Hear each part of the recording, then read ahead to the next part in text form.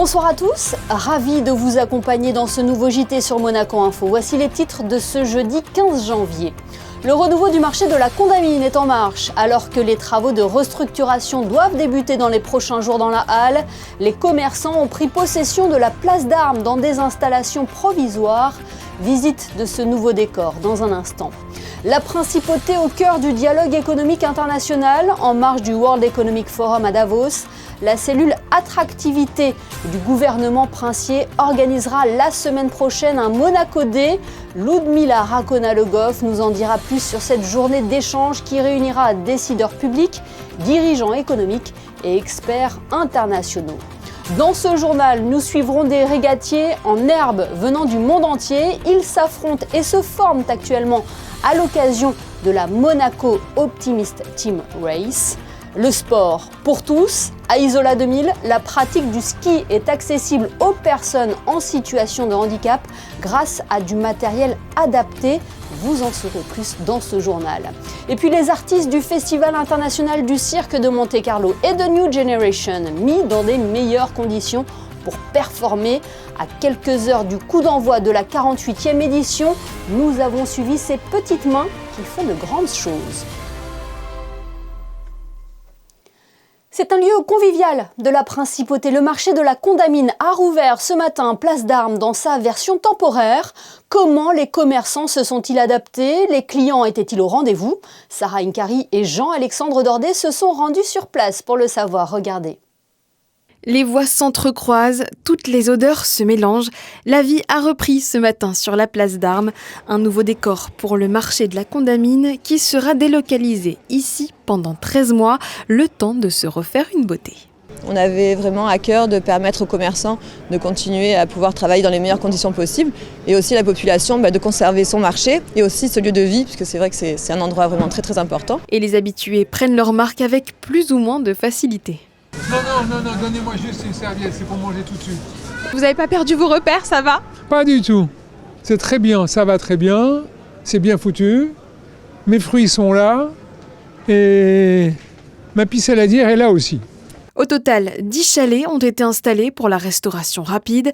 Ils ont été conçus et loués par la société Wookie Kiosk, basée à Biarritz. Tous les modules sont identiques, mais après il y avait des besoins spécifiques en fonction des restaurateurs. Certains restaurateurs étant plus spécialisés sur des pâtes, d'autres sur du burger ou du japonais. Donc il y avait un agencement différent en fonction des restaurateurs. La plupart sont situés autour de la tente centrale qui accueille notamment le coin du fromager. Pour les professionnels, un seul mot d'ordre, l'adaptabilité. Les frigos sont plus petits, donc on a moins de produits. On a gardé nos produits un peu phares, produits étoiles, et puis à partir de là, on voit ce que les gens demandent et on s'adaptera. Ça fait 3 jours qu'on prépare l'installation. On n'est pas encore tout à fait au point, mais on a fait du mieux qu'on pouvait. Et qu'un peu de chance, on devrait avoir quasiment tout ce qu'on avait auparavant. Sachant que nous, on diminue quand même par 3. Donc on a vraiment serré, on a joué l'optimisation au maximum. Et je pense que ça va être malgré tout une belle opportunité. On se réorganise, ça va prendre un petit peu de temps pour trouver ses marques parce que moi ça faisait 10 ans que j'étais à l'intérieur donc j'avais mes petites habitudes mais on est super bien installés. 60 places assises sont disponibles à l'intérieur de la halle gourmande.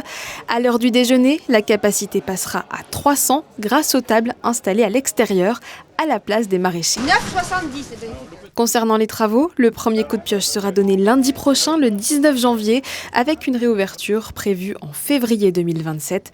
En attendant, ici, sur la place d'Armes, le marché conserve son ADN, convivialité, gourmandise et surtout de nombreux sourires.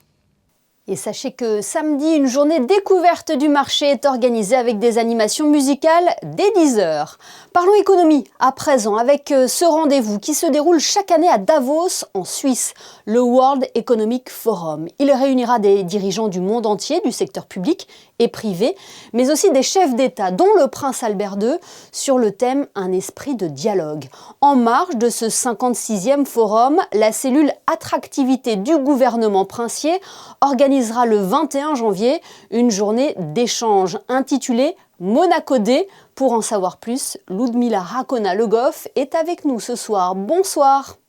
Bonsoir Émilie. Vous serez donc présente à Davos la semaine prochaine à la Monaco House. Plus précisément, pourquoi avoir choisi Davos où va se dérouler le World Economic Forum pour organiser ce Monaco Day? Alors la station de Davos pendant toute la semaine du World Economic Forum, c'est un endroit où se croisent les décideurs, les gens qui réfléchissent aux grands enjeux économiques internationaux. Et c'est un endroit surtout où l'on peut confronter les idées, où l'on peut parler, où l'on peut échanger de façon très libre. Donc c'est un espace utile, j'ai envie de vous dire, pour prendre de la hauteur. Donc c'est une démarche qui me paraît tout à fait légitime dans un monde qui aujourd'hui évolue de façon un petit peu, je n'irai pas jusqu'à dire chaotique, mais en tout cas instable et incertain. Et il est important pour Monaco de pouvoir être dans cet endroit où se trouvent donc ces personnes qui réfléchissent et qui prennent des décisions à fort enjeu pour pouvoir comprendre, confronter et échanger ce qui bâtit le modèle monégasque. C'est dans cet état d'esprit qu'a été conçu ce Monaco Day. Comment va se dérouler cette journée ? Nous avons 24 speakers internationaux qui seront présents toute la journée de 9h30 à 20h30 autour de 13 ou 14 créneaux d'intervention. À cette occasion, on va parler de modèle économique, de gouvernance, des signaux positifs, des signaux négatifs, des enjeux et des décisions stratégiques à prendre. Ce Monaco Day a été placé autour du thème de la neutralité constructive avec un axe fort mis autour du domaine maritime et du yachting. Pourquoi ? Le secteur du yachting et plus largement maritime, c'est un secteur qui est confronté aujourd'hui à l'ensemble de ces enjeux. Les enjeux environnementaux, les enjeux réglementaires, une forte pression à bouger, à changer, à se transformer. Donc on a voulu montrer aujourd'hui comment il est possible de répondre à ces deux enjeux au travers de deux panels un petit peu différents. Le premier est porté par des industriels et des acteurs importants du secteur. Nous aurons Aleko Keuseoglu pour la Société des ports de Monaco, nous aurons Bernard d'Alessandri pour le Yacht Club et Per Bjørnsen, qui est le CEO de la société V-Ships, implantée de très longue date à Monaco. Donc là, on va plus parler d'enjeux industriels et de capacité à évoluer face aux nouvelles réglementations et aux normes et aux contraintes qu'impose ce secteur. Le deuxième panel sera plus orienté vers la vision de long terme. C'est la capacité à se projeter et à inventer de nouvelles solutions. Et à cette occasion, nous aurons Espen Oino, qui est un architecte naval internationalement connu et installé à Monaco, lui aussi de longue date, qui discutera à cette occasion avec Frank Binder, qui est un de nos résidents, qui porte le projet Ulycia, qui est un méga yacht résidentiel. Et donc, tous deux pourront échanger sur cette vision que porte le secteur maritime. On l'entend et on le comprend dans vos propos. Le but, c'est réellement de promouvoir le modèle monégasque tout en profitant de l'occasion pour établir des ponts avec l'international. Hein. Nous avons un modèle qui doit évoluer, qui doit être à l'écoute aussi de ce qui se passe dans le monde, des changements qui interviennent dans le monde.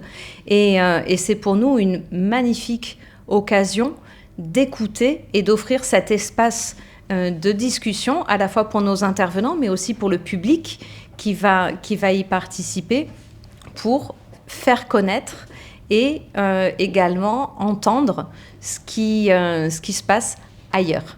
Oui, c'est être présent là où se nouent les échanges, on peut le dire comme ça. Oui, tout à fait. C'est être présent là où se nouent les échanges en permettant à notre public, d'entendre aussi ce qui fait nos spécificités.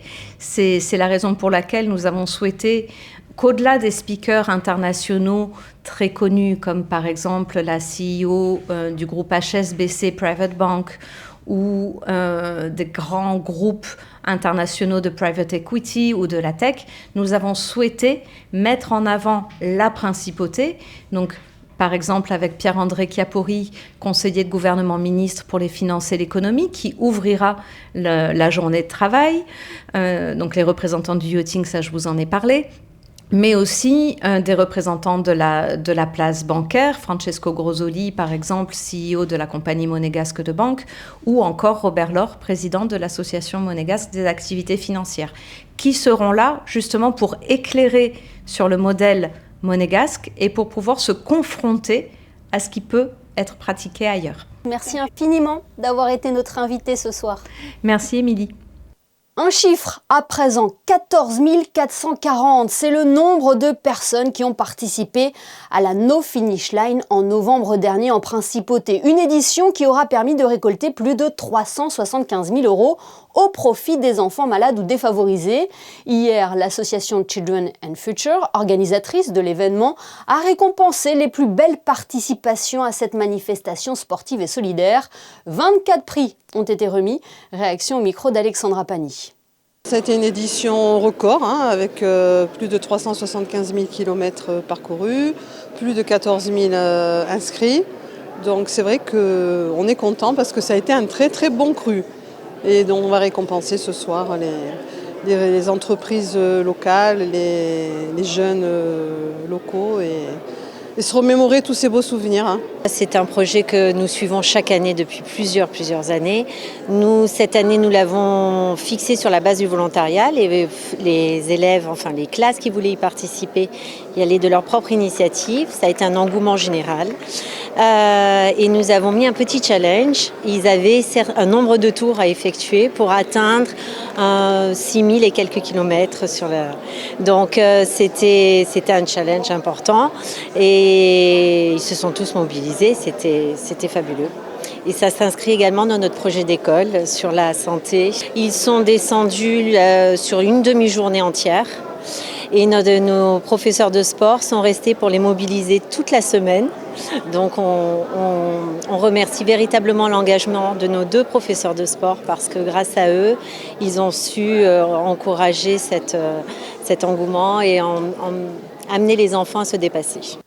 Fin de l'aventure pour Valentin Vachereau au tournoi d'Adélaïde. Le Monégasque s'est incliné en quart de finale en 2-7, 7-6, 6-2 face à l'Espagnol Fokina. Place désormais à l'Open d'Australie pour Valentin Vachereau qui affrontera un joueur issu des qualifications, l'Américain Martin Damm, pour son entrée en lice à Melbourne. En football, l'AS Monaco reçoit Lorient vendredi en ouverture de la 18e journée de Ligue 1. Alors que le club de la Principauté a enregistré un nouveau renfort avec l'arrivée de Wout Fass, il fait face à de nombreuses absences dans le groupe. En conférence de presse, Sébastien Pocognoli a fait part de sa frustration à ce sujet. Il a également évoqué la dynamique actuelle de son équipe 9e de Ligue 1 qui cherche un succès pour se relancer en championnat. Écoutez-le.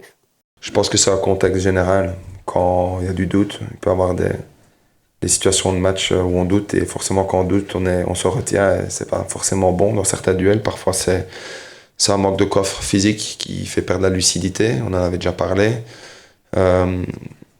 Après je pense qu'il y a aussi une inconstance dans tout cette année. Si on regarde certaines statistiques qui sont intéressantes, c'est qu'on cède aussi beaucoup dans le dernier quart d'heure ou dans les dernières 10 minutes de la première période ou de la deuxième période, ou que quand on marque en premier, généralement on gagne le match, ou quand on concède, généralement on le perd. Donc c'est aussi des statistiques qui sont intéressantes par rapport à la mentalité de l'équipe, qui est pour moi influencée par rapport à tout ce contexte autour. Donc ça prouve aussi qu'on est instable émotionnellement, mais encore une fois, pour avoir de la stabilité dans tout, il faut que tout le monde soit à disposition, je pense. AS Monaco-Lorient, c'est donc ce vendredi à 19h au stade Louis II avant d'aller défier le Real Madrid mardi en Ligue des Champions. Partons en mer avec la Monaco Optimist Team Race. Cet événement rassemble la nouvelle génération de régatiers. Ils sont venus du monde entier pour s'affronter mais aussi se former à une discipline très exigeante. Le reportage de Vanessa Dessy sur des images de Sylvain Péroumal. Monaco accueille l'élite mondiale du team racing à l'occasion de la Monaco Optimist Team Race. 16 équipes internationales de jeunes régatiers s'affrontent à armes égales dans un format exigeant. Organisée par le Yacht Club de Monaco, l'épreuve s'impose aujourd'hui comme une référence incontournable du circuit international junior. Il y a moins de gens qui pratiquent la voile, il y a plus de gens qui pratiquent le skirt, le windfoil, les sports individualistes de voile. Et on est en pleine évolution et donc il faut maintenir cette voie qui est une voie du yachting et qui est finalement, on pense, faire des yachtmen de demain. Et je pense que c'est vraiment important, c'est tout à fait dans la tradition et dans l'ADN de notre club. Et pour nous, cette compétition est importante. Elle est importante d'abord pour les raisons que je viens d'évoquer, mais elle est aussi importante parce que c'est la seule ou une des rares compétitions, une rare régate qui se court en team. Remporter le maximum de rencontres pour afficher son équipe en haut du tableau s'inscrit comme l'objectif commun de tous les compétiteurs. Les équipes s'apprêtent donc à en découdre. Parmi elles, le Paraguay qui fait figure de concurrent sérieux. My first time, it's a really new place, really beautiful, and I like the wind and the wind conditions of the race. And I think the last we made at 7th, and we wanted to 6, 5, 4. It is possible. La Monaco Optimist Team Race se poursuit jusqu'à dimanche au large de la Principauté. Et les conditions s'annoncent difficiles, vent faible et risque de pluie annoncé pour ce week-end. Les prévisions météo sont à suivre après ce journal. Changement de décor, direction Isola 2000 où la station propose la pratique du ski pour tous grâce à du matériel adapté. Le handiski permet à des personnes à mobilité réduite de pouvoir profiter des joies de la glisse. Fabien Bonilla et Hugo Comassa se sont rendus à Isola 2000 pour en savoir plus sur cette activité. Et vous allez le voir, elle mobilise de nombreuses institutions et des personnes de bonne volonté de Monaco. Sensation de vitesse, le vent sur le visage lors d'une descente endiablée et surtout le partage d'une discipline sportive ludique pour des personnes handicapées ou dans l'impossibilité de pratiquer le ski. Nous sommes à Isola 2000 et une grande chaîne de solidarité s'est mise en place autour de Jacques Pastor depuis plusieurs années. Et je suis très fier, moi, parce que la Principauté de Monaco a vraiment participé à cette chaîne de solidarité, parce qu'il fallait, d'une part, l'accessibilité des stations, et ça c'est vrai que les mairies, et la mairie d'Isola en particulier, a fait de gros efforts pour mettre des infrastructures à disposition. Il fallait, bien sûr, du matériel. Et le gouvernement monégasque, certaines associations, dont Children et Futur, la No Finish Line que tout le monde connaît, a financé des fauteuils. Et il fallait des pilotes. Et cette année, le Kiwanis Club de Monaco a financé la formation des pilotes. Donc vous voyez, l'implication de Monaco au sein du handiski, ça peut paraître très exotique, mais elle est réelle. Et aujourd'hui, grâce à la bonne volonté de tous, on arrive à faire skier tout le monde, en famille, comme je l'ai dit, avec les amis, tout le monde au même moment, tout le monde au même endroit, dans ce beau décor, et tout le monde peut en profiter ensemble. Ce mercredi et jeudi, sur les pistes, ce sont des pensionnaires de l'AMAPI. Ils reviennent pour la 3e année. À leur disposition, 4 pilotes handiski pour 4 bénéficiaires de l'association. Cette inclusion est très appréciée. Ce matin, on a fait du fauteuil et il y a un monsieur qui m'a même poussé. Qu'est-ce qu'on ressent ? Moi, je me sens bien, voilà. Je me sens bien avec les autres.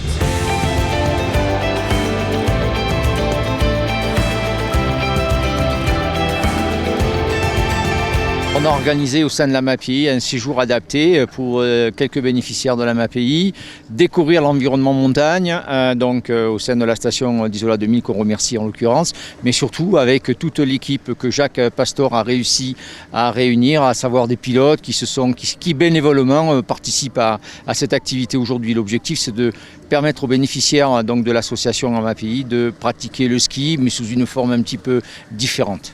Et qu'est-ce qu'ils ressentent les membres là qu'on voit en plus derrière nous là?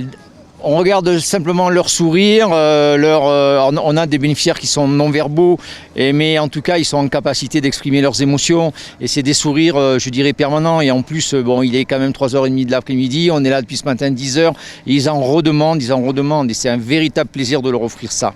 Après la MAPI en milieu de semaine, ce sera au tour de pensionnaires de l'association Monaco Dizzy's Power de découvrir ce vendredi la joie du ski.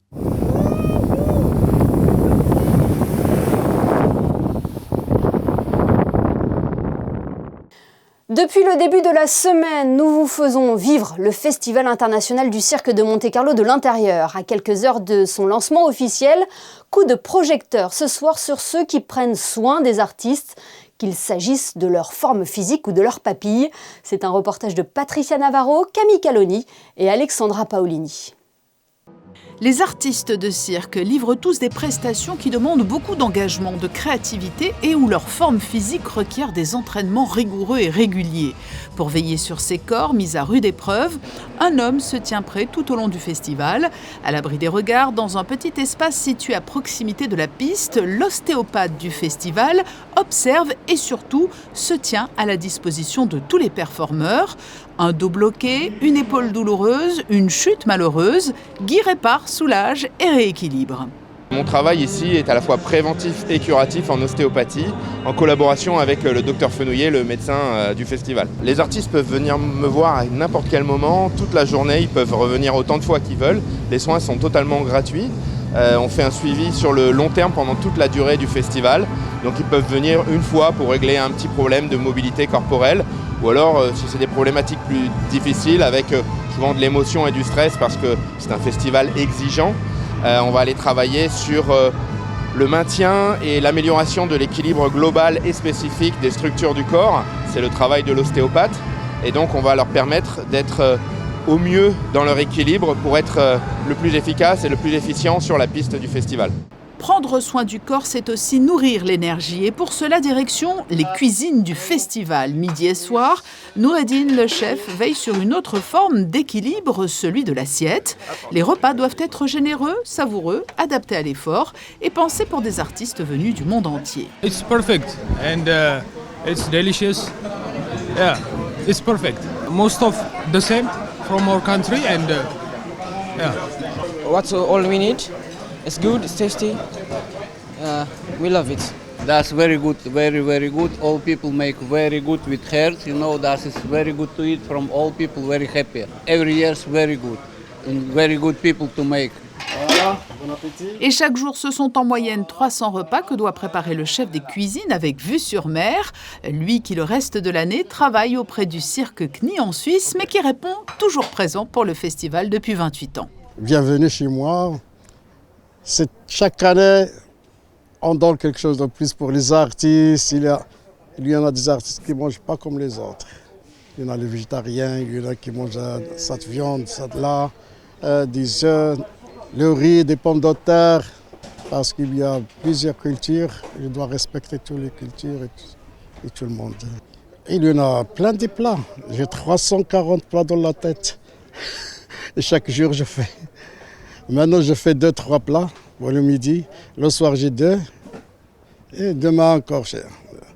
Et ça change tout de suite. Et chaque vendredi, j'ai des couscous pour les gens. Objectif, redonner des forces, réconforter, créer un moment de pause dans des journées rythmées par les répétitions et le stress de la représentation. Voilà des artistes mis dans les meilleures conditions pour performer à partir de demain sous le chapiteau de Fontvieille. Ce journal est à présent terminé. Merci de nous avoir suivis. Dans quelques instants, les prévisions météo qui s'annoncent quelque peu perturbées, suivies du magazine Rencontre avec pour invité le directeur général du Yacht Club de Monaco, Bernard d'Alessandri. On se quitte avec les photos de Stéphane Dana qui a souhaité mettre en valeur ce soir la réouverture du marché de la Condamine. Demain, vous retrouverez Sarah Inkari à la présentation de votre JT. Excellente fin de semaine à tous sur Monaco Info.